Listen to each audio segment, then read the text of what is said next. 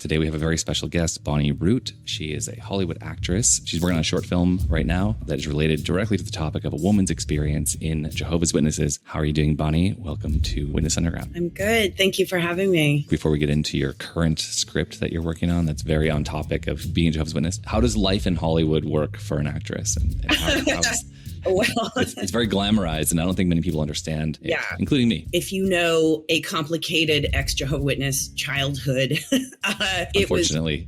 It was fragmented, and a lot of my current work is about surviving a lot of those situations. We'll, maybe get into this later, but I wasn't completely aware of some of the leftover CPTSD and hypervigilance stuff that I had and how it occurred to people. I had a funny mannerism where if a director was talking to me and giving me feedback and it was a high pressure situation, I would kind of have an appearance where my gaze would look like I almost had a dissociative moment or something. It's called acting. It's make-believe. I feel tingly. I started out in Portland, Oregon when I was in my late teens. I had, studied drama in high school a little bit, but I'm basically could be categorized as at-risk youth or, disadvantaged youth or something. And I'm suddenly getting to study with someone who wrote, the acting curriculum at NYFA or is on the, board of admissions at Juilliard or NYU and is, teaching at Tisch. And for someone in my position, I got to get a really good taste of that level of education and exposure. And that really, really changed my life. Action. You drugged me. You tortured me. You've humiliated me. You've degraded me. It was just for the movie. You're not the first scumbag director I've worked for. The worst, but not the first. No!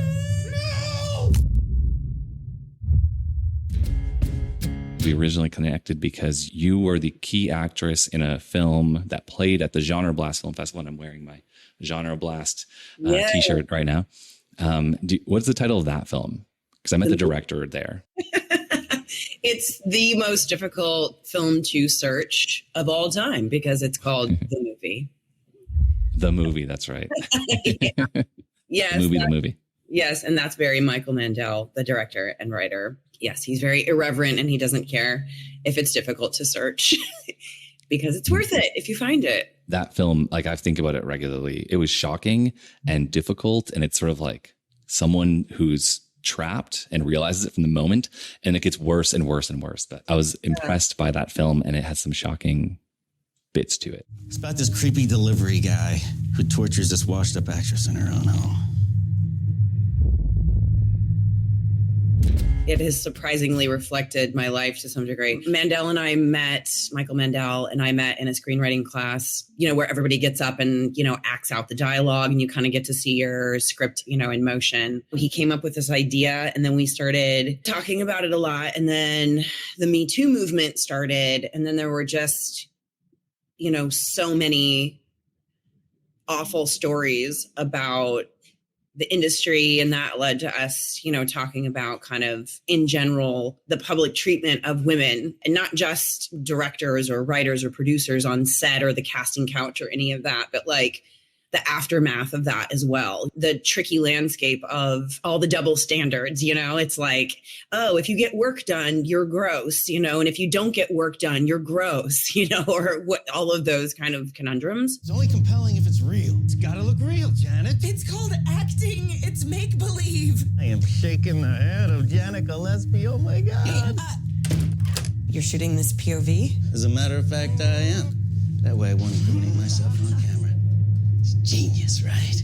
I thought it through, Janet. We came up with this idea that it was something doable on our own. Hence, the one location, two-hander kind of setup. And we wanted the audience kind of go through this experience of the gaslighting and the slow, why is this happening? But I'm going along with it. And I'm trying to work around it. I'm trying not to get into trouble. That whole scenario without giving too much away about the movie. Everyone go check out the movie, if you can find it. It's great. When you talk about how you dust yourself off and take criticism and then try again, you're doing all that in front of watching eyes. As I was becoming a young adult in my professional life and starting to, you know, collaborate with other people on this larger level, I had a funny mannerism. I would be listening so intently to their feedback, and I would be visualizing it and going like deeply into this, but I looked like this. And finally, there was a director I was working with. He basically was just like, where the fuck are you? Did you go on a journey to the spirit world? Like, what the fuck? And it was like in front of everybody. He was just like, are you on Neptune? Is it Mars? Are you in the outer galaxy? Like, did anything get through? And I was like, whoa. And it was very embarrassing and, you know, sort of shocking in that moment, but it helped me so tremendously because it had never occurred to me before how I was occurring. That it looked like I wasn't listening or I wasn't, taking in the information. And I kind of, later when we were done with that particular episode on that show, I thanked him. I was like, thank you so much for handling that because he was such a humorous person. He wasn't a toxic person. That's the big difference. He was very humorous about it. It became a funny moment where everyone was laughing. And then it was kind of an opportunity for everyone else that I was working with to be like, yeah, you do kind of do that, Bon. That levity of, and everything made it possible to have this like really frank conversation. And I was like, oh, wow. Okay. This is really good feedback. And then from, then on, I started really knowing like, yes, it's important to acknowledge, to make eye contact with people and to like keep saying like, yeah, copy, got that. Okay, I got it. Now let me paraphrase it back to you so that you know that I heard it and that I understand it. That's beautiful. I couldn't have written a better segue than that your acting life and the pressures of the set and shooting revealed something about PTSD, complex PTSD, how something from your past that is partially related to the Jehovah's Witnesses, but also your script is about, but also what your other film, Sissy, that we didn't talk about yet, discusses. I wrote, produced, and directed a short called Sissy, which anyone can look up. And that was based on a true story from my life. Sissy is now available on Amazon to rent or buy. I have another project called Diary of Heather Keating, based on a real life trial that I was put through. When I was 13 years old, I was sent into a room with a big long table and 7 or 8 men sitting behind it who were opening up my diary and reading aloud passages of my innermost private thoughts. Had my entire life and spiritual future on the line. Can you talk to like what this revealed to you? Because I feel like that leads us into your work in a deeper way. From that point, so I was really young when that happened, like early 20s. And it wasn't long after that I went and officially got back in weekly therapy and started discussing with a professional, what had occurred. That has been a lifelong process that virtually never ends. It's like a never ending onion that just peels back another layer and another layer. And there's no real moment of arriving in this perfectly healed place. There's a lot of really subtle forms of spiritual bypassing and toxic positivity that are out there and kind of, I think people think like, just don't think about the past or just, put certain things to bed or don't think about them, leave them alone. Or perhaps they think just, working out and losing weight and going to a spiritual retreat or a sound bath or a ayahuasca sit or, something like that is going to just handle it. And then you can just kind of continue on sort of with this, oh, I'm turning over a new leaf. And inevitably, I've done, millions of workshops. I've done, so much therapy. I'm back in weekly, therapy for quite some time now. These patterns kind of resurface. And every time there's another huge, lesson to be learned. Going back to that moment, that was the pivotal moment where I realized I was like, I think there might be something, a bit heavier going on with me. Because previous to that, I I had sort of, again, I'll go back to this blessing and curse thing. So as a child, I was really outspoken, really verbal, constantly talking, constantly sharing things. And it got me in trouble with my abusers and my gaslighters. It almost always got me my reputation ruined. Those kind of people or organizations or communities or scenes or whatever you want to call it, when those kind of things happen, usually it's like a very inconvenient truth from a singular or a small amount of victims. And the easiest thing to do is DARVO, which there are many forms of. Can you describe that acronym real quick? Yes, it's DARVO.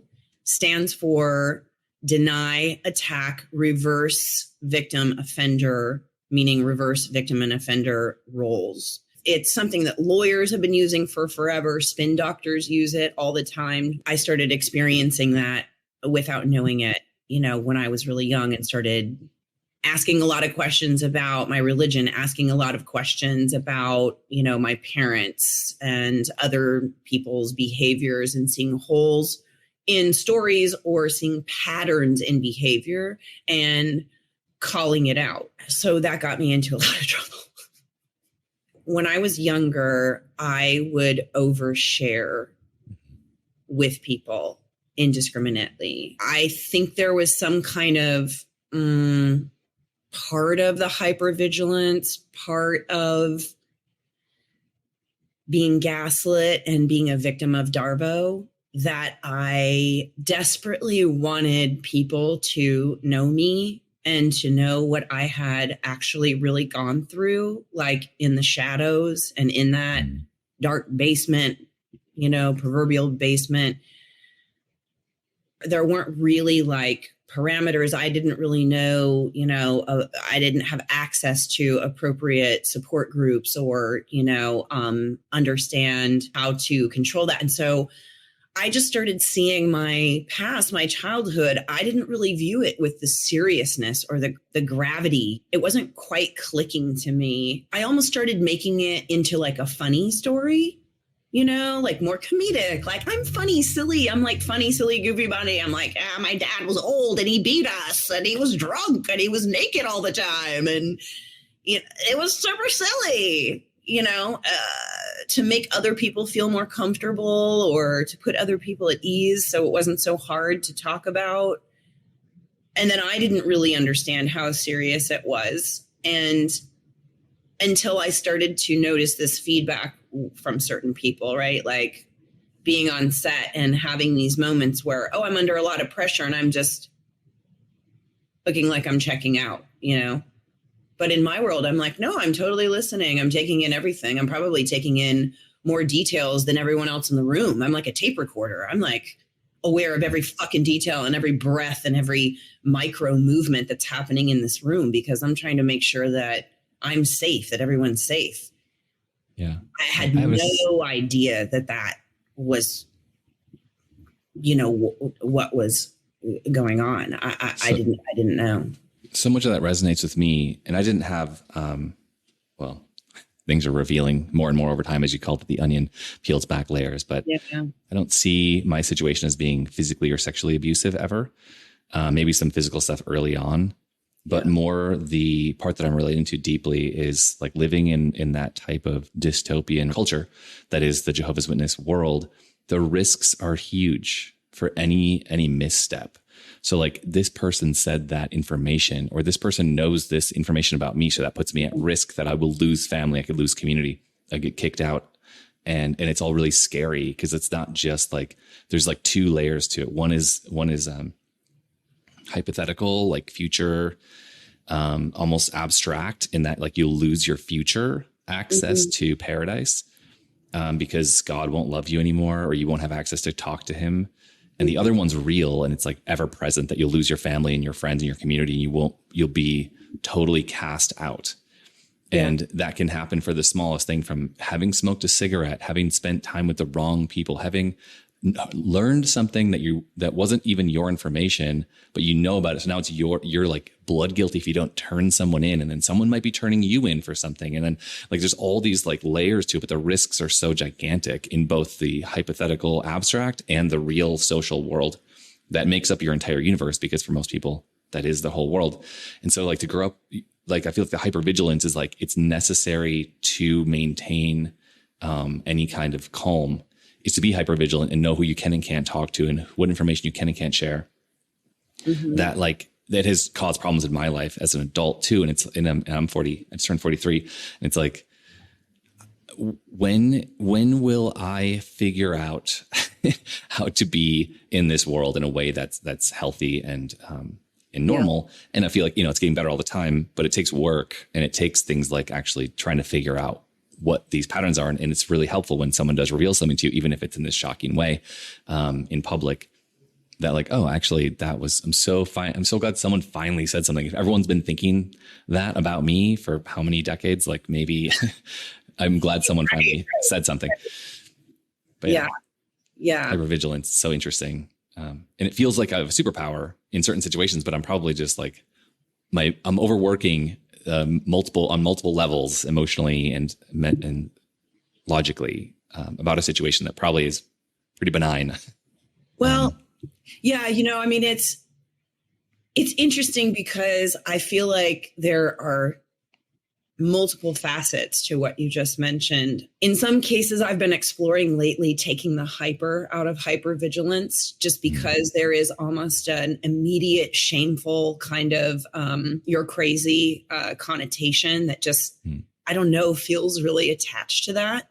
So it's just regular vigilance. I'm just vigilant, and what if, take Jehovah Witness religion, look if we just compare what's going on social media and what goes on in certain communities or organizations where there's any power to be had or manipulated. If there are any abusers or gaslighters or predators, whether they be on a smaller or grander level, and there's some paranoia or there's other people who could speak out about that who need to be controlled, there are misinformation wars happening everywhere, all around us, all the time. There is so much distortion of truth.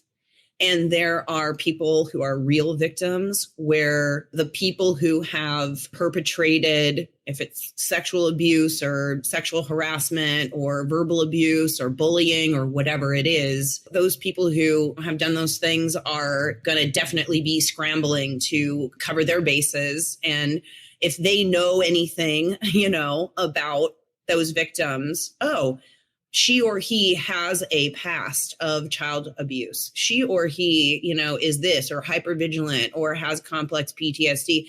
They'll weaponize that. Mm-hmm. They will use that and double down on that as a way to, dehumanize you. Dehumanize. And that's just a part of this whole, kind of misinformation. And my girlfriend who I was talking to calls it the narcissist system. I love that. and Jehovah Witness religion is just one of many little microcosms that reflect that.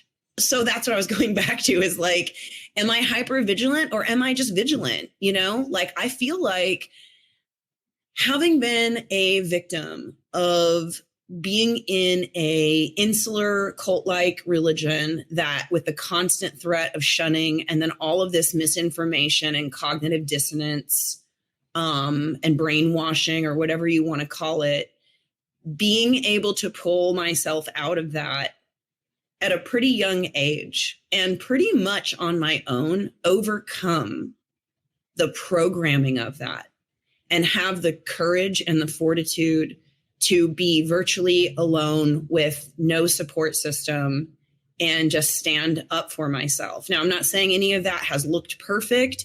I've fallen for predators over and over and over again, or bullies or verbal abusers or whatever, because I just have that thing in me that is so deeply conditioned from that childhood, from that religion, to just become paralyzed, to cower, and to just retreat and self-isolate, until the scary thing, passes. Like, fine, I'm shunned. Okay.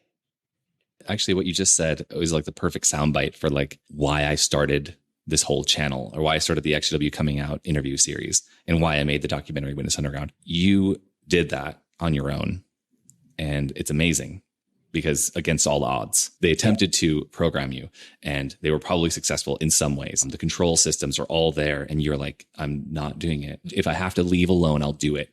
And then the people that did that, because you're not the only one. And that's like, I kept meeting people that had done something like what you're discussing in some way and then pursued the life that made them happy. And that could be anything. In your case, it's like regarded on a global scale as like exceptional in that you went into acting and you found a way to make it in Hollywood. It's amazing. But like other people are like, well, I want to do carpentry or I want to buy a piece of land and never talk to other people. Like, okay, so like they're hermiting, but like for them, like they did something and moved away from that controlling situation.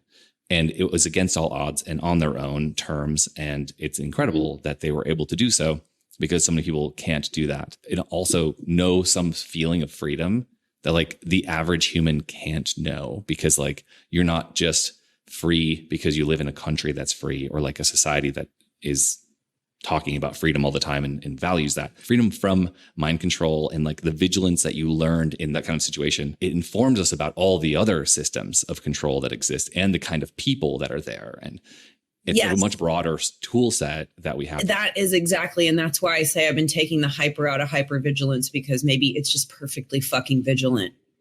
Powerful. I love that. Could you take us back to that transition? So you were off on your own. Did you get any help along the way? Like, how did you go from having nothing and no one to this whole life that you've created for yourself, this whole career? Definitely when I was younger, had these kind of interesting moments where I was sort of like right at the precipice of that bubble where I could have entered the realm of being a household name or a brand or something. But for the most part, I've been like a working class blue collar actor. But I did find my way to acting and found my way to an acting class in Portland with this woman, Gail Abbott, who then later became my talent manager. It was just kind of this random good fortune. Like I just knew I wanted to be an actor. I had known that since I was a kid. I just loved storytelling, human behavior. I've always said, I think a lot of that is tied up in the hypervigilance of growing up in cognitive dissonance and toxicity and abuse, is that you develop this fascination, whether that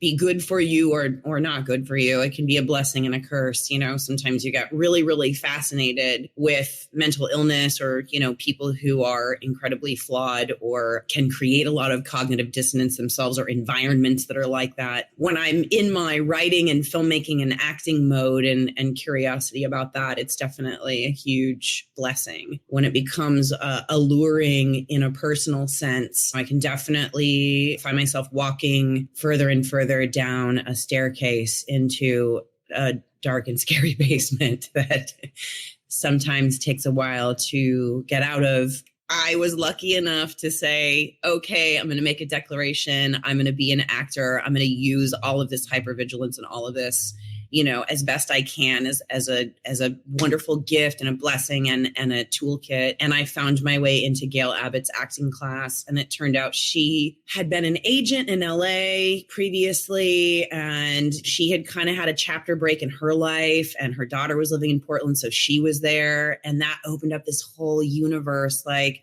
she was bringing in directors and casting directors from Los Angeles and New York, and was lucky enough to start booking jobs in Portland. I got a couple of top of show guest stars on network shows. And then I got cast in a film that was a Sundance Foundation film. Before I even physically moved to LA, I got to go to Sundance, to the film festival, and go and have that experience. That's such a cool experience. Yeah, it was Your really first festival is nothing like it.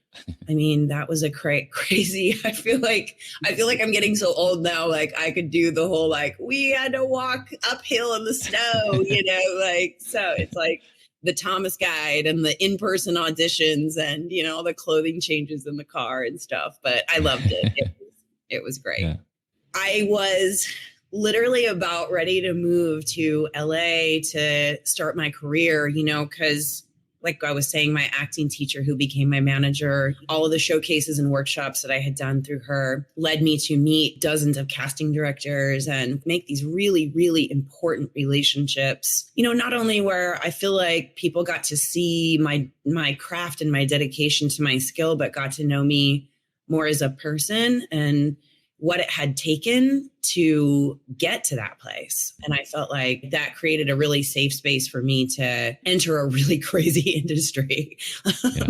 There was people like John Levy, who is a very well-known casting director. He's a really great book that he just published about his career. And he was like an early supporter of mine, kind of became like a creative father figure type, you know, who really mentored me and, you know, was just a pivotal figure in, you know, introducing me to people and making sure that I got like put into the right hands when I came down here. You're talking about people that took on like a mentor role in your early career or your life. And I think it's a really interesting way to frame someone helping you in the industry, or that is like an essential role to getting a job, to getting cast. I never thought of them that way personally. Casting director is hired by the production. They can be like incredibly visionary and just have such an insane level of artistry to the way that they not only identify talent in actors, but the way that they identify chemistry between actors and just have a vision when they look at a script and know, you know, who would be good in those roles and even be able to see the whole trajectory of that, like how the marketing of that would work and how it would land on audiences and what kind of impact it would have. I got to do these incredible workshops where there were working casting directors who were present there, who gave feedback and explained to us how the industry works and what to expect when we would show up at an audition and how to conduct ourselves professionally. And by way of getting that education, you know, was that also an opportunity to develop a relationship? Of course. Whenever anyone important in an industry that you want to get into is able to, you know, not only see your natural ability, your skill in a brief performance in a showcase, but if you get to know them a little bit or they get to see your process, then they get to also see your work ethic, how well you take feedback, how well you can handle criticism, what a team player you are, what a collaborator you are, how you pick yourself up and dust yourself off and get back on the horse again. And all of those things really matter. They matter so immensely once you're on set and you're under the gun and there's time constraints and also just people's creative vision and reputations and everything on the line. Imagine if you have a problem or the director's not happy with the performance and he wants you to do a retake, which is you're going to take 5 or 10 takes on a scene, right? Yeah. I'm guessing from what I know from watching movies. I've done a little more than that. Yeah.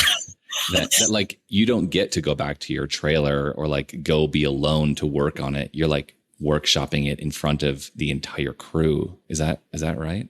Yeah. I'm a director also, and I coach actors and I, you know, produced and been around sets in different capacities, wearing different hats. But I mean, if a director is, of course, very respectful and very sensitive and very caring of his or her actors, they're definitely going to, if it's sensitive, going to pull them aside and try to be as respectful as possible. But, you know, that's just, there's not always time for that. There's not always the perfect situation for that. And not everybody has that kind of approach. And I remember one time, one of the first sets that I was on, I witnessed,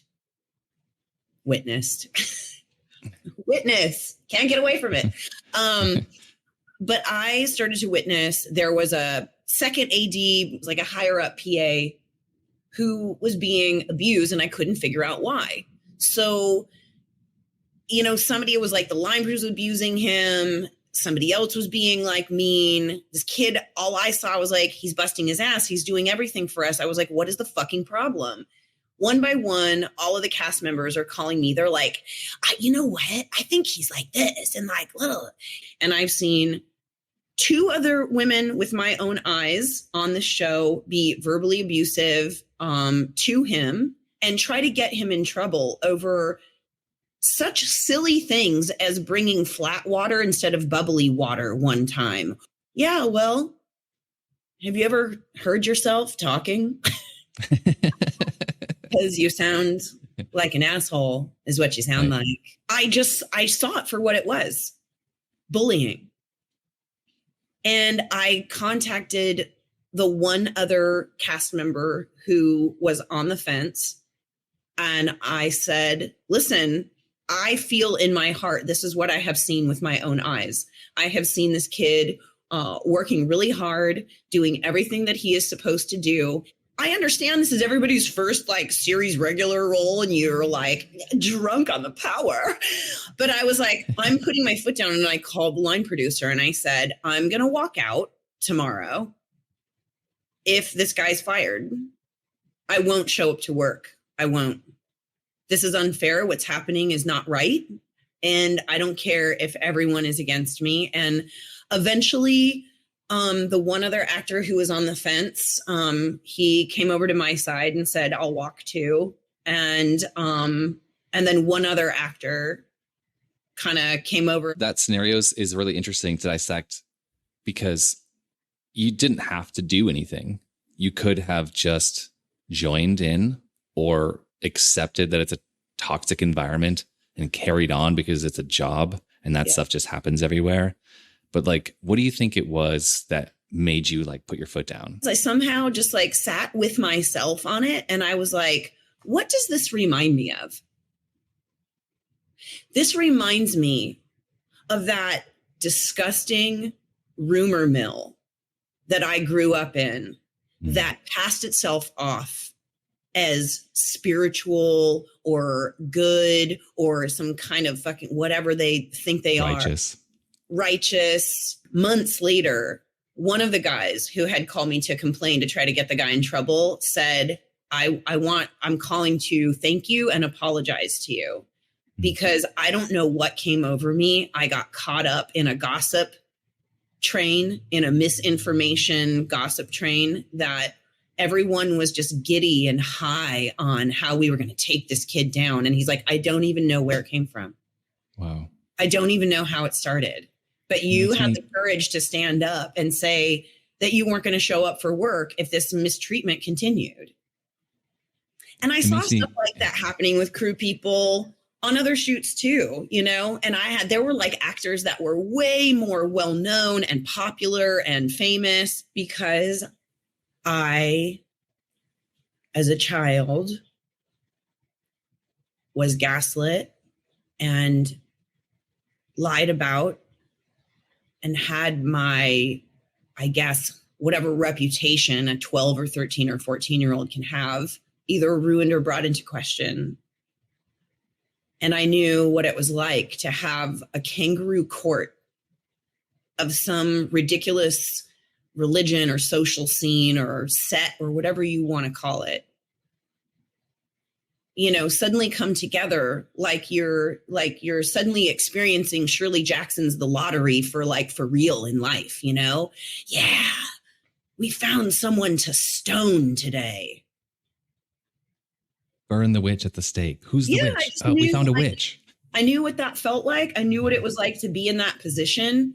Frankly, as an adult, I have found myself in these situations again. It's really, really rare that anyone will stand up and question someone's version of events or someone's smear campaign of someone or, you know, that kind of stuff. It's really, really rare.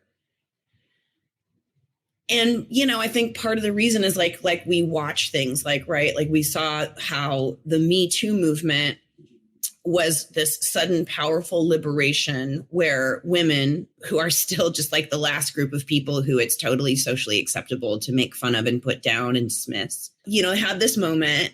And then, you know, a group of wealthy white men, spin doctor, media, press people come up with this amazing phrase that is instant Darvo called cancel culture. Mm. So now if you're a woman and you speak out about abuse, you know, you're an evil cancel culture person. Deny, attack, reverse the victim offender. I don't think I've actually tied the two together as so clearly as you just have. Yeah. I guess I'm playing devil's advocate in very scary territory. For example, like someone can be called out for their bad behavior. Their reputation is ruined, and maybe it should be because they did those things. Now they're being denied access for the rest of their life because of something that they did. And there's something about that like feels wrong to me because of the Jehovah's Witness background. That's like shunning is there's no path to redemption. Even if you go crawling back on your hands and knees into that culture and you follow all the rules, there's still a stigma for the rest of your life. And there's something that rings a bit ugly as a part of society that, like, okay, a prisoner did something bad and went to prison, served their whole sentence. They got out on good behavior, whatever. And now they're back in society. But there's certain things they can never do. They can never participate in democracy, in vote.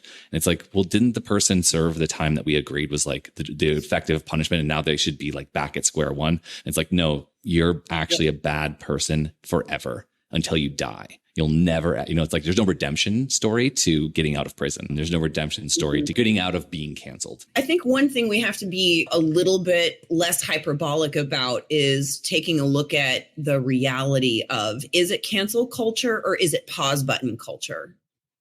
Because I could probably create a list for you in about 10 minutes of men who clearly have multiple rape, sexual harassment, sexual coercion, harassment, or assault of a minor, or repeatedly engaging in all kinds of levels of covert, sexual abuse or verbal abuse or bullying and ruining women's careers. They get embarrassed in public and in the media. Okay. Yes. With the stories. And then they retreat. And they do their contrition and they do their kind of humble pie, 18-month paid vacation, and go away. And then they're back on tour. And they're actually performing in the clubs, and they're back playing music. And they probably during that whole time had a very large group of, supporters who were still, never questioning anyway. That's how kind of sycophants, work. And whether they're even on a small level, I mean, you can have one guy in Topanga Canyon doing ayahuasca sits who's beloved by some small community there and is actually repeatedly sexually abusing and assaulting women in the group and then gaslighting and brainwashing them. Right. That's like a real thing. I was talking to some Their story as old as time. Some guy in an ashram. It's such a big conversation because first of all, you have to look at overarching systems of power. Yeah. And, this would be like trying to tackle the topic of racism or, how women have been oppressed for millennia. So these are slightly different contexts, where you have shunning and banishment within a cult religion that cuts people off, and there's a system of gossiping and turning on each other and this kind of blood libel thing.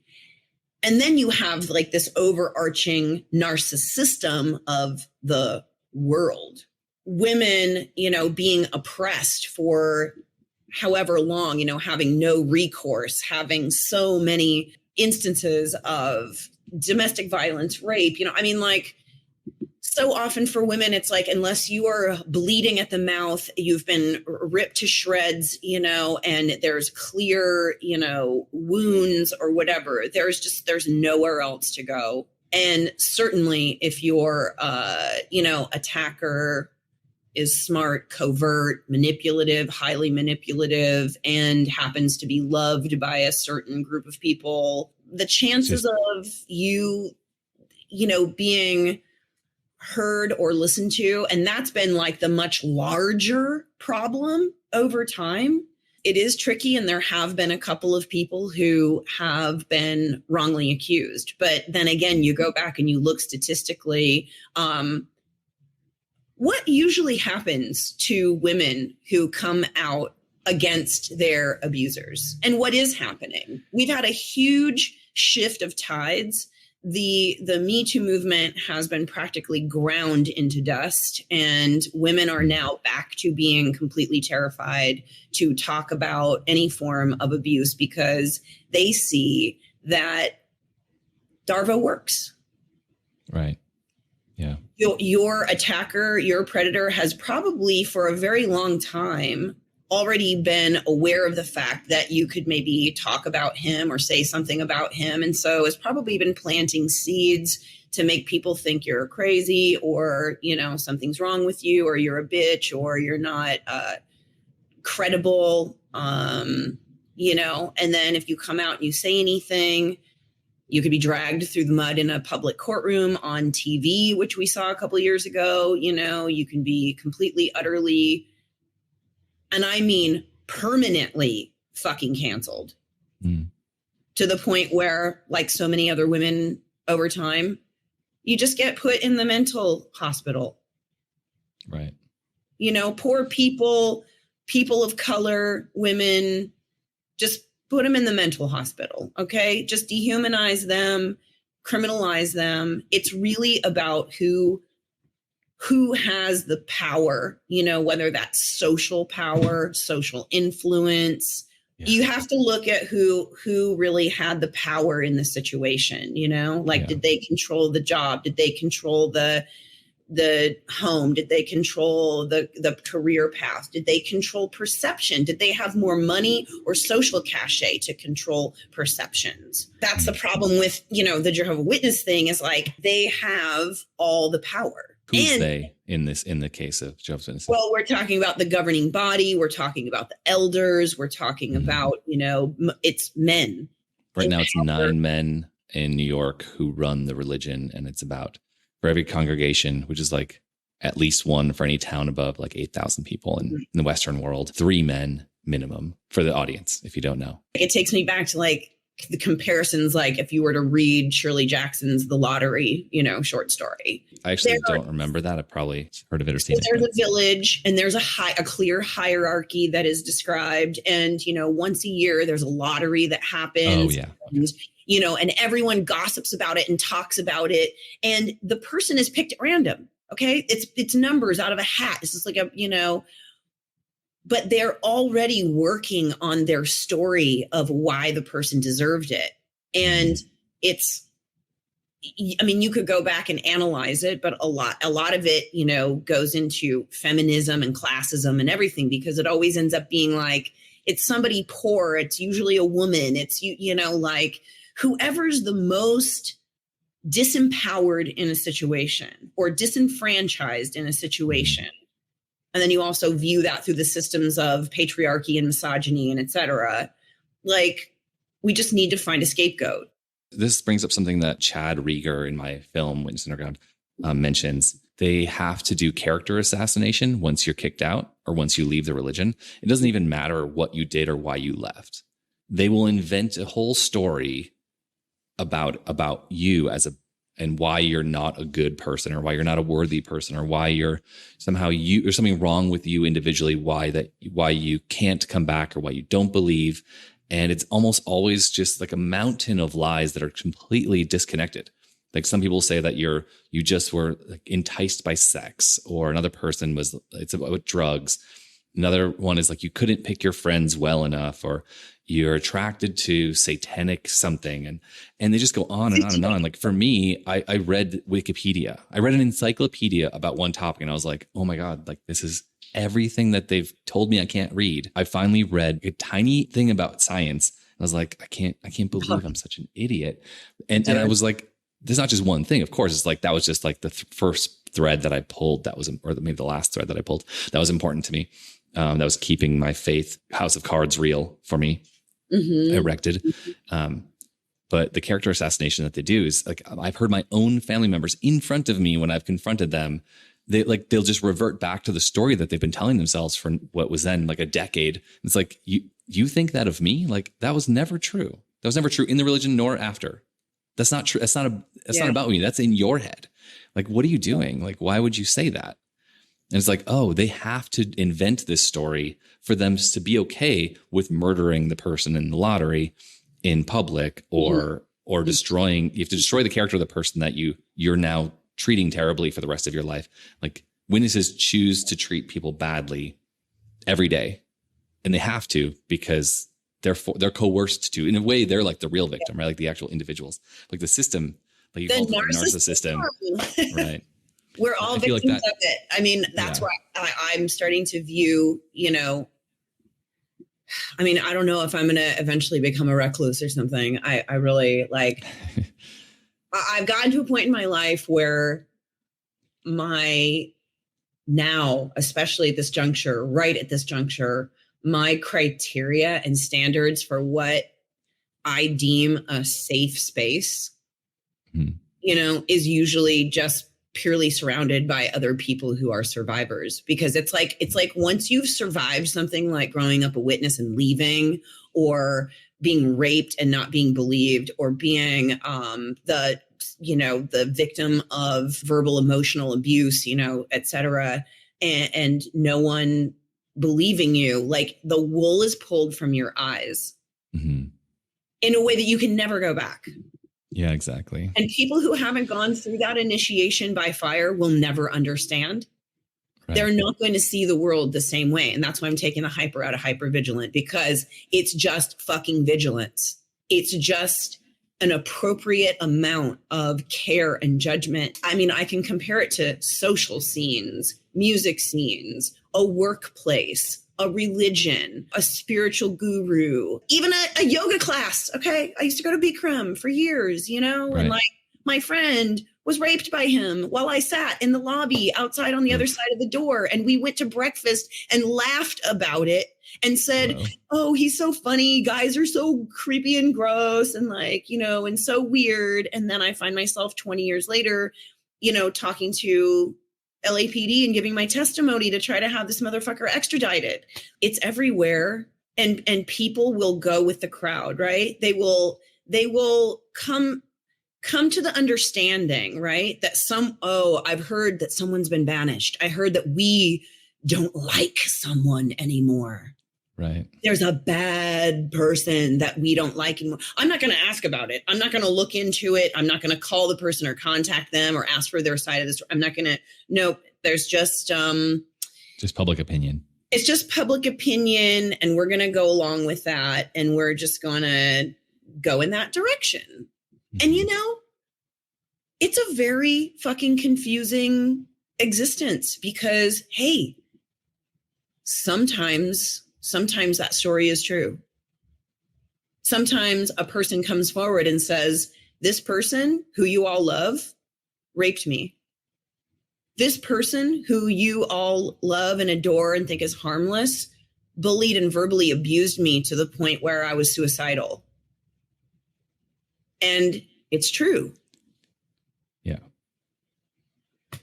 But, that's why I say being amongst other people who I know for a fact really are survivors, and you can tell they're headlong in the deep self-work, and you can feel it. You can feel it in the air. You can feel it in the real fear and pain of what they've experienced and how they're now looking at the world with real and honest eyes, not with tribalistic views and simplistic black and white views, to understand that there's always so much more at play underneath what's going on.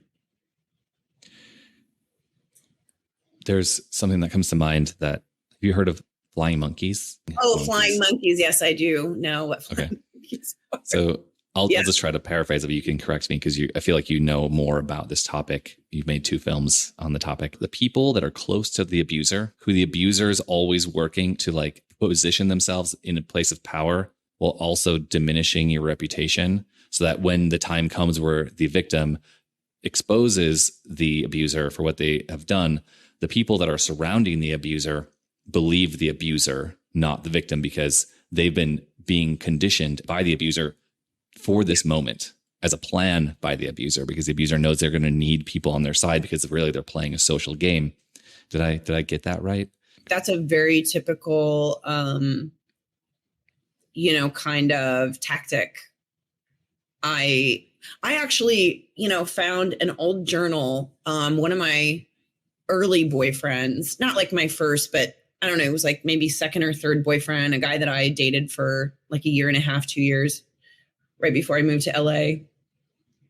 I wrote in my journal, I said, there's this really interesting thing happening where whenever I go to a party or a family function or a public function with this guy, he will like lean in and say something in my ear, like, you look fat in those pants, or, oh, I forgot to tell you there's a girl that's going to be here who I fucked.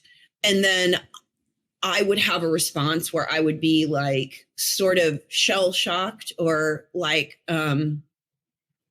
sort of the color drained from my face, or I would be like sort of like paralyzed in a way, or I would start to cry. And then we would walk into this situation and he would do this behavior where he would go, I don't know what to do about her. I don't know what to do. She cries all the time. And just has these, collapses, and she's so weird. Wow. And I was actually able to identify it. I didn't know what to call it. I didn't know that he was actually actively smearing my reputation or trying to make me appear like I was unstable. But I knew that he was just being an asshole, right? Like and there was a pattern of it. And I wrote it out in my diary. And then, like I was telling you about the thing that happened to me on set, moving forward in life, whenever I was at a party or a function and I would see a guy doing this behavior and a girl crying in the bathroom or, looking shell-shocked, I would go fucking vigilance and go, I know what this is. I know what this is. Yeah. I mean, would you call them out or just sort of like recognize? Oh, hell yes. There have been many times. I have had so many women circle back to me in my life and say, you're the only person who came forward and said to me, I know what he's up to. This is a typical misogynistic gaslighting thing. It's guys who want to play the field. They want to look single at the party. There's a girl who's at this party who they're interested in flirting with, or someone who they're setting up to be their next supply, someone that they're going to springboard to after you're out of the picture. But they're slow boil kind of convincing everyone in this atmosphere that you're just a pain in the ass crazy person. But let me ask you this. What did he say to you right before you guys walked in here? What did he say to you 5 minutes before you started crying in this bathroom? Was there a put down? Did he triangulate you against someone else? Did he just suddenly out of nowhere start verbally abusing you and putting you down? Because that might be the reason why you're crying in this bathroom, sweetheart. Not because you're overly sensitive or you're too jealous or there's something wrong with you. You're being gaslit. Mm-hmm. And some of these people here at this gathering are flying monkeys. And he's darboing you. It's all happening all at the same time.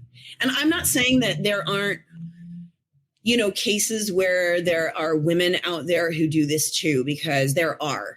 I've actually met some of them. I've worked with some of them. I've also made it a pattern of dating them. And I'm realizing it in the last few years, like, oh, that's not just this situation. I've experienced this kind of thing before. And it's not that like there's only a few. I feel like because of the background we're discussing that we share of growing up in this bizarre environment, like those hierarchies aren't just like, okay, there's people that want power. There's also victims being conditioned to be victims, so that when you do leave, you're like, okay, well, what feels comfortable and natural? Well, that person across the room or this person at the party or this person at the bar, like they're the most, I feel comfortable approaching this person. And you go approach this person who happened to be, happen to have those characteristics that they have probably been conditioned to have. Like the people that I've gotten close to who have been like abusive in my life, I get to the point after experiencing it, like they're doing all these terrible things that are affecting my life for the worst. But I also feel pity for them. And what I've learned is like, there's really nothing you can do to help these people. They're sort of like conditioned to be terrible and they can't help it. And they're not really happy either.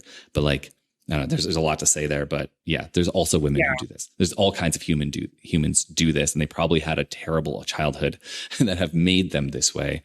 And it's deep conditioning that they would probably have to work for the rest of their lives to uncondition. I found something that's also really interesting to me is that oftentimes one of the things that's now become a sort of sign or red flag, it's the exact combination of there being some pretty intense abuse and neglect within the family dynamic, but that person is still deeply, deeply entrenched and involved in the family dynamic and is still actively participating in the denial and gaslighting overall system of the family, which leads to manipulative or maybe even possibly narcissistic behavior as an adult, because it's perpetuated unconsciously by the family. With me and my younger sibling and my older brother, like we all did a hard pivot and completely cut off and exited from the family. And then I had to learn about the world and like get into therapy right away and then like do hardcore reflection. And then I was like, I refuse to participate in this dynamic. Mm-hmm. Yeah. You know, unfortunately, I end up on the opposite side of the same coin because I am intensely attracted to figures that are hyper controlling, bullying, overwhelming. And I struggle to be that for myself all the time. And so, yes, that's a part of the conditioning. And that's something I'm still unpacking. And I'm hoping this new decade of my life and like kind of coming into like real serious adult womanhood that I'm very ready to disconnect from that need and to just kind of stay in whatever discomfort I feel. You know, if there's a feeling of anxiety or, you know, a feeling of indecisiveness or whatever it is, that I'm committed to sit with that and embrace. Not to dissociate and. Yeah, not to dissociate, to like, I'm like I said, I'm right now, like, and for some time now have been specifically finding environments that I know are safe, where there are groups of women and survivors who are looking to empower ourselves. And then I start to feel empowerment in that safety. And then I feel like, well, that's my world where I can be really authentic and open about the pain that I'm in or what I'm experiencing. And then I start to associate and draw people like that into my business and my creative world. And then now that's, you know, created a trajectory for me where I feel like finally my mission statement and my dreams are coming true now, because I'm aligning with other female filmmakers or other men in the industry who are, you know, really, really safe spaces and are really huge supporters of this kind of storytelling, and channeling all of that, you know, into that, and then stepping into the leadership position and saying, yes, I have the wisdom and experience now, and I'm finally emotionally stable enough in my world to be the producer, to be the director, to lead people in this conversation about abuse, gaslighting, grooming, etc., in a responsible and compassionate way. That's not in a victim role necessarily, you know, I mean, owning that there has been victimization, but not coming from a disempowered victim stance, not coming from anger. I have experienced great righteous anger towards my former abusers, but I also come from and feel an insane amount of compassion because they know not what they do. Yeah. Truly. They are living in such intense fear. You must be Sissy. He's my uncle. I feel like Sissy does an incredible job of doing something groundbreaking and new in demonstrating grooming and what it results in and how it overwhelms, especially someone who's younger. I wrote, produced, and directed a short called Sissy, and that was based on a true story from my life. So very broken, and my parents divorced, and everything was really, really a mess and kind of convoluted and still entangled with the whole Jehovah Witness situation. I found myself basically, being turned over to an adult male when I was 14, on the verge of turning 15. And we were traveling across the Southwest states. I was alone with him for several months. People always like you in the beginning, and then they get to know you and they see what you're really like, and they don't want to be around you anymore. I'm running through the streets in nothing but my cowboy boots and a pair of underpants. And I'm half cocked because, I've been drinking wild turkey since about 3 in the afternoon. When are you going to be back? I don't know, a couple hours. You must be Sissy. He's my uncle. This takes all the concentration of all 4 of us in here to raise this. Why are you looking at me like that?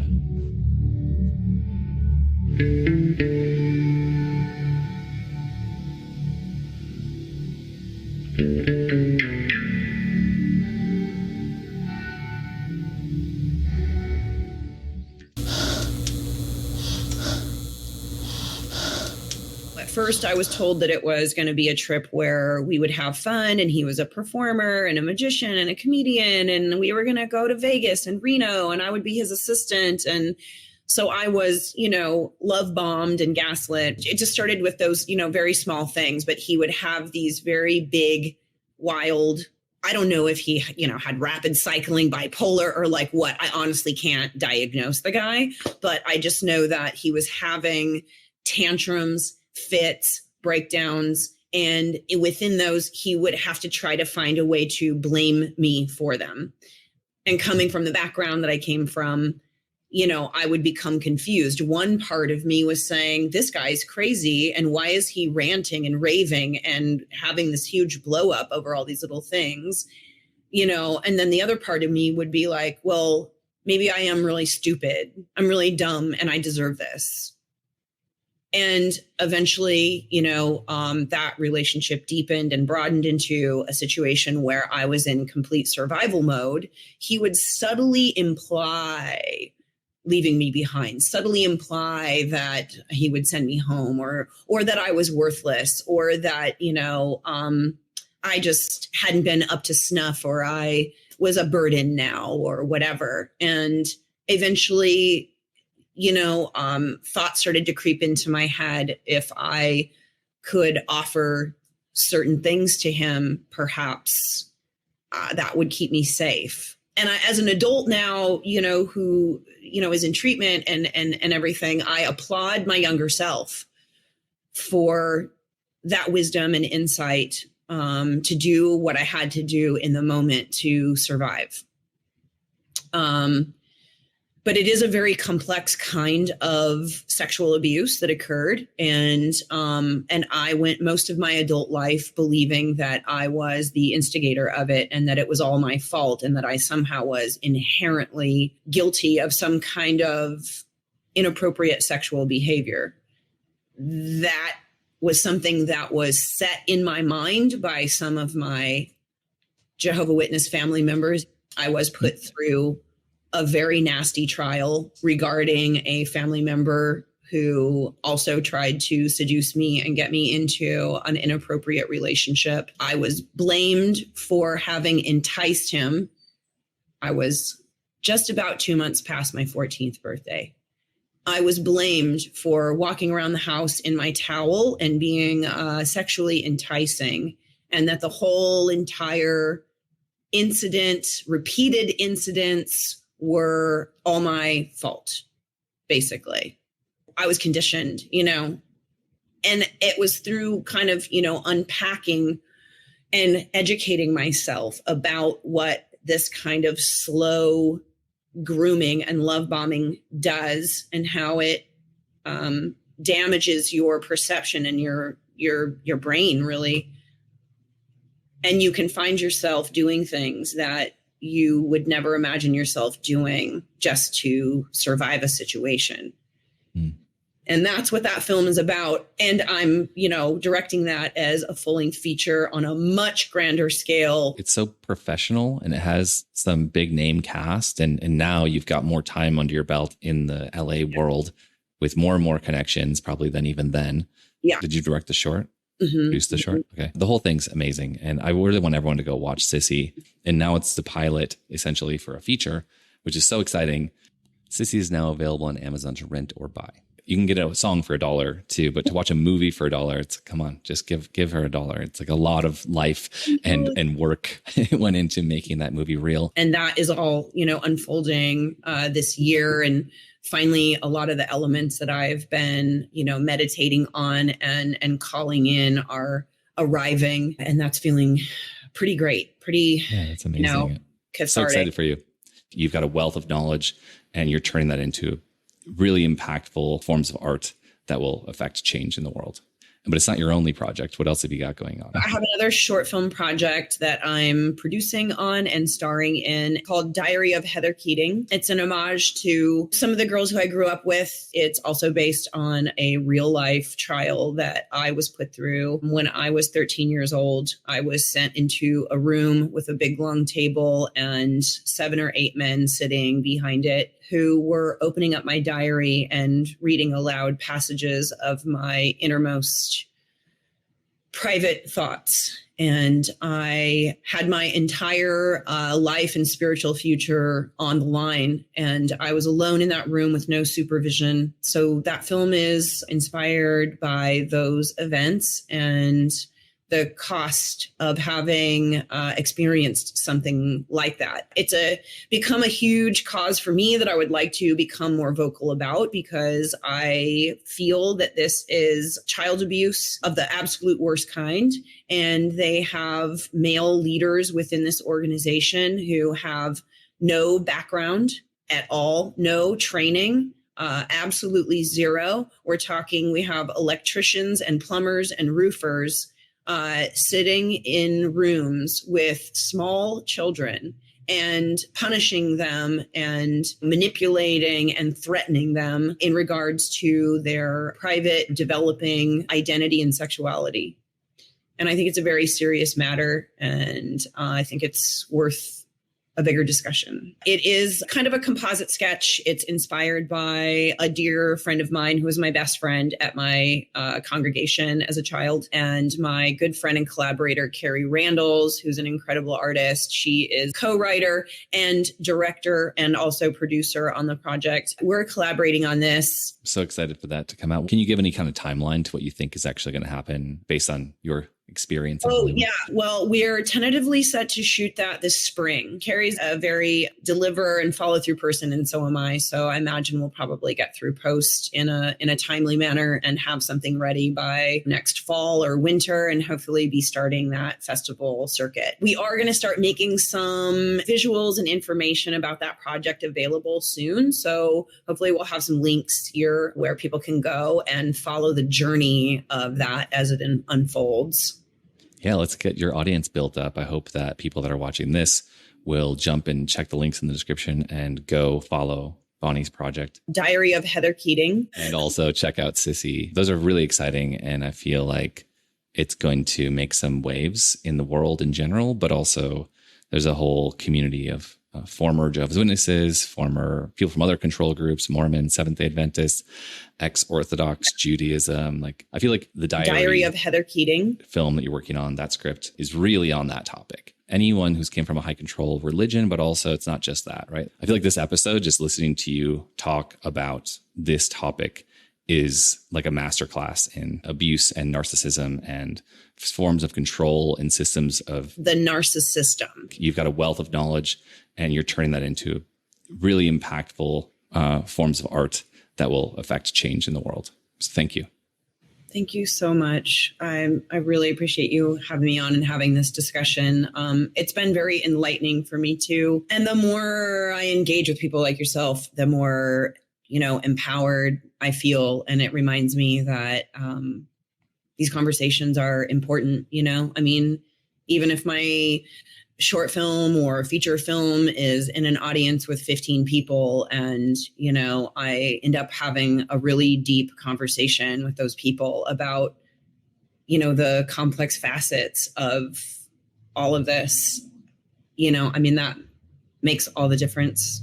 Something you said earlier about like noticing a pattern in your abuser or just in your life without even naming that person as an abuser, just noticing a pattern that doesn't feel good, but noticing it, but not knowing that there's a name for it. And like all these things have been around for decades, but it's not commonly understood. And it's hard to even like fathom. You don't even know what to Google. Like we have all the information on the planet accessible, but like there's an entire world of a profession dedicated to helping people get through these things and helping people understand what these patterns are. You explained and named like 20 things in this interview that are so important and fundamental to understanding systems of control and abuse. So thank you.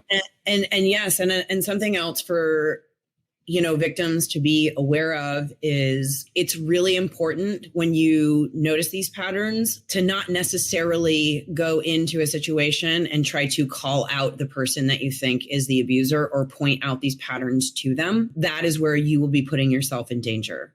And if they're very, very smart, they know these terms also, and they will actually put that in their arsenal of DARVO, because part of DARVO is using terms like DARVO, gaslighting, what have you, and reversing it and pointing it back at their victims. So go to safe spaces. I always say safety first. And that's why I find communities that a lot of therapists, a lot of counselors are not trauma informed. They do not know how to cite or call out domestic violence or verbal or emotional abuse. And they will actually unconsciously deprioritize your safety because being pro-divorce or pro-breakup is bad for business. So it's really important to get into groups with other survivors and places that are truly safe and truly prioritize the safety of potential victims. Is there any resource that you could put out into the world for any victims or people who are going through a difficult control structure, like a website or something? One thing I will say that really, really has helped me a lot over the years, and it's free, is Al-Anon meetings. Or anything within that world. There's ACA, Adult Children of Alcoholics. There are many groups within the AA community that are for people who might be going through various forms of domestic violence. I know usually that's attributed to when there's drugs and alcohol involved, but when there's abuse, there usually is other forms of addiction present. It usually is a fit. Another place that I really, really like and got a lot of support from is btr.org. Now, they do have a little bit of a religious layer. It's fine and suitable for non-secular, whether you're Christian or not Christian. Their whole motto is safety first. We're pro-safety. We're not pro-divorce or pro-breakup. We're pro-safety. So, and they really, the woman who does that podcast and runs that Instagram page, really, really dismantles a lot of the nuances of covert, emotional and verbal abuse and sexual coercion and sexual abuse within marriages, within relationships. So that is truly, truly a safe space. That one is for women. So, that would be for females in the group. But I would say, anything under the Al-Anon umbrella is both for men and women. And the best part is they have meetings everywhere all day long and they're free. And it's a support community. So you will meet people that are also in the work and will hear you and see you and do their best to support you. Thank you for sharing all of that. One thing came to mind. I think I discovered Dr. Ramani. You might have heard of her. She's just really big on YouTube, and she's done some podcasts, I think. She talks about narcissistic abuse a lot. And her basic thing is like, walk away and never look back. You can't help these people. But she talks a lot about the details and nuances. And I think I discovered her on recoveringfromreligion.org, which was really helpful to me because they also sponsor or show seculartherapy.org, I think is what it is, Secular Therapy Project. And that's where I found my first therapist, which was like someone who had exited Mormonism and focused on that as one of her main skills. And like to have someone that really understood that was really helpful to me. What is that? I want to write that down because I want to go there. Oh yeah. Recovering from religion. Okay. Recovering from religion. All right. And then in there, they highlight the Secular Therapy Project. So it's a vetted therapist there's already like a vetting system for therapists. And there's a couple different types of therapists. Then there's like another layer, which is the secular therapy, which is like non-religious therapy. They're not going to say like, well, why don't you read the Bible more and like just think about heaven or the paradise? It's like, obviously that doesn't work. And I was like totally turned off by the idea of like getting involved with any kind of therapist who had any kind of religious connection. And I think anyone leaving any religious group like we have would probably feel similarly. They don't want to have that tainting the healing. So I really appreciated that angle of it, but also they do another layer of vetting in that they have, I don't know, I can't remember what it is, but it's like, I was like so impressed by it. And the very first person that I found on there was amazing.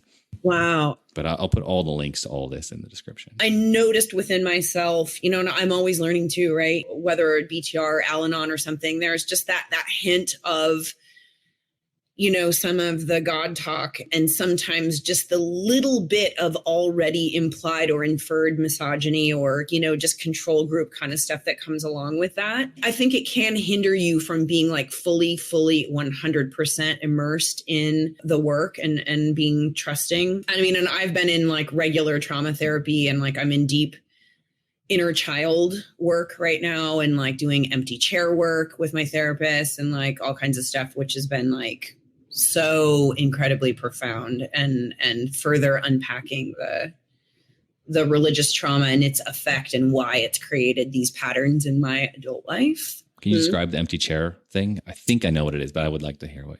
Yeah, empty chair work is like drama therapy. And basically it's a chance for you to sort of envision or let your therapist or the empty chair itself embody your abuser and be able to really fully express and communicate all of your feelings and thoughts with that person with parameters and safety and boundaries and being able to kind of consciously go in and out of the exercise so that you're not losing control. And then the inner child work that I'm doing is also interesting because it's allowing me to return to places in my life where I was, you know, 5 or 6 or 7 or 8. I think what people might misunderstand is like the assumption that you're talking baby talk or that you're acting like a baby or something like that. It's just a kind of an exercise to give you permission to access that part of yourself or maybe the way that you were thinking or feeling at that time. I've been blown away by some of the more like poetic things that I expressed about the way that I played as a child or the games that I played or the things that I imagined revealed to me profound truths in overarching themes and recurring patterns in my adult life. I'll tell you one little thing, like as I was like trying to embody my 5-year-old, I don't know where this came from. It just was like a memory. It just came out of me. It was like obviously not pre-planned or anything. I started sharing with her about a recurring nightmare that turned into a daydream that I had throughout my childhood, that there were these bad people, like these criminal apostates that came in a gang and came to my house and they killed my whole family. And I had to convince them and pretend that I was just like them in order for me to be able to survive. Whoa. And this that is a dream you had as a child. And it was a recurring daydream that turned into a recurring anxiety attack that had me packing my favorite toys and my shoes and some of my clothes in a box that I kept and put under my bed because I had all of these distorted views and understandings about what Armageddon was. And then I was also confused because I was already having these feelings that the religion might not be real. And then I had these big, scary, overwhelming fantasies about what apostates were or what like ex-Jehovah Witnesses were. And I thought they were these like satanic sex cult people in leather jackets that had like greasy hair and tattoos and smoked and were evil and did crimes and murdered people. And, you know, that they like showed up at my house and they were going to kill everyone. And I was begging for my life and trying to say like, I don't know, I can be like one of you or I can fit in or something. So it was just like revealing how, you know, there was like that side of me, there maybe that nugget, that seed of something that was like trying to survive the bad people instead of just removing myself Because the religious thinking gives you that black and white thinking that like once you're in an entanglement with someone, you feel psychologically like it's your job to just continue to survive that entanglement rather than seeing that there's another reality where you can just simply remove yourself from it and be in safety. Fascinating. So, I actually would love to dive into that personally with a professional. Probably everyone could benefit on some level from that. Yeah. Well, I could give you the name of my therapist because I love her. Cool. Let's do that. See if I can afford it. I'm trying to like balance the financial part of that, but the way that I met her was through, she's actually starting her private practice in like 6 months, but I discovered her through an app that has a sliding scale fee. And I started out paying $33 a session. Is it the BetterHelp app? Because I was doing that for a while. Yeah, exactly. Yeah. In comparison, it's like, it's very affordable. The one I got from Secular Therapy was just happened to be high because she's also LA based, but she's like $200 for 15-minute sessions once a week. And it's like, it's never long enough and it's way too much money for a short session, but she was great. The few sessions I did with her were like so powerful and I learned so much and we got into some really heavy, deep places. Whereas like my therapist I got on BetterHelp was like really lovely guy. His thing is more like not really getting deep. He didn't really have a deep knowledge of the type of religious PTSD, complex PTSD, but he's more like, well, it sounds like you're stressed out today. Like, what can you do today to feel better? And like, we talk about solutions and then it's sort of like, okay, well, I could just like not waste an hour talking to you, but it is good to talk to somebody. I don't know. I liked it, but I was never like, I'm learning something.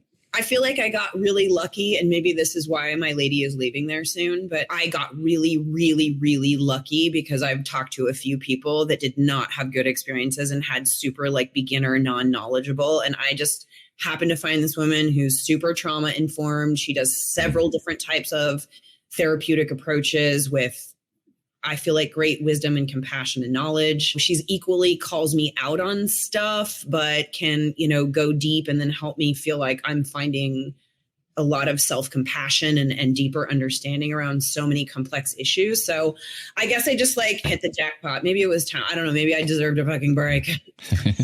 Well, that's cool on that app is you can actually change your therapist like instantly anytime you want. And it's like no extra costs, which I do like. There's lots of angles for this, but I'm really glad that you're like deep into it and getting a lot out of it. And so thank you for sharing. We should probably wrap up this episode. Yeah, I just thank you so much. It was. Thank you so much, Bonnie, for joining. For like so long. Yeah, no, I love it. I'm really glad we actually finally got around to doing a recording because we've had so many great conversations before this. Yes. Agreed. All right. Thank you for all the knowledge bombs. Thank you for the links. Again, everybody go check out Sissy for $1. It's amazing. And it'll become a feature film that's super important for the world. Follow her project called Diary of Heather Keating. So we'll put the link in the description for the script that she's working on right now. And it should be available in like a year, but we're going to bring an audience to Bonnie Root and her film soon. Join, follow the link. Thanks, Scott. Take care, Bonnie. Okay, you too.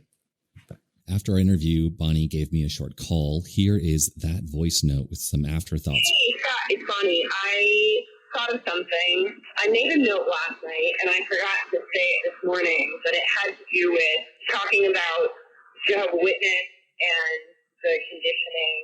What better way to create future victims than to have a religion that is full of contradicting information that doesn't make sense and punishes its followers, and then nickname that religion simply the truth.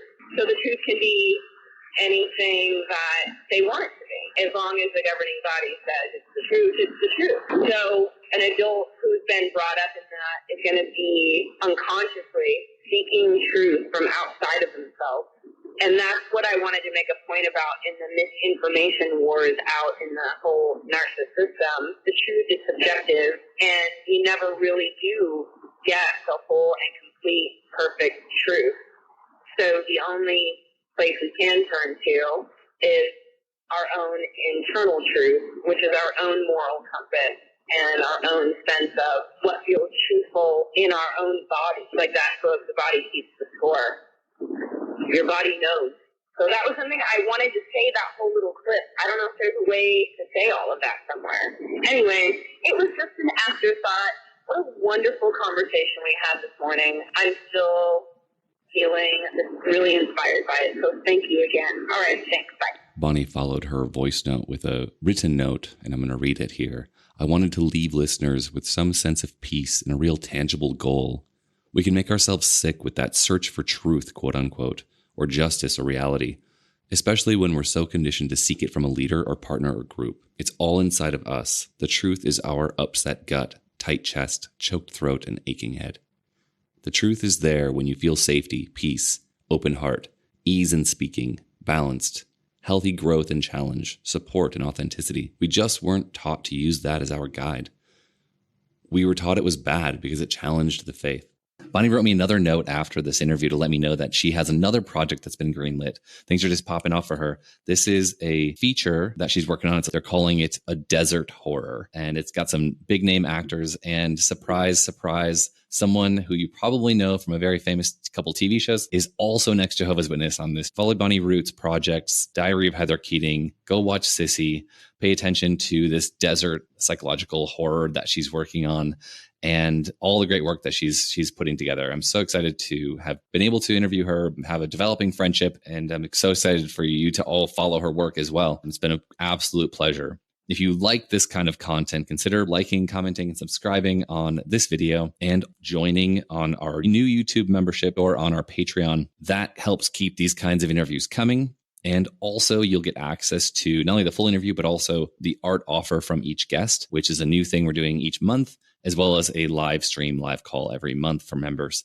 So thank you so much. We'll see you next time.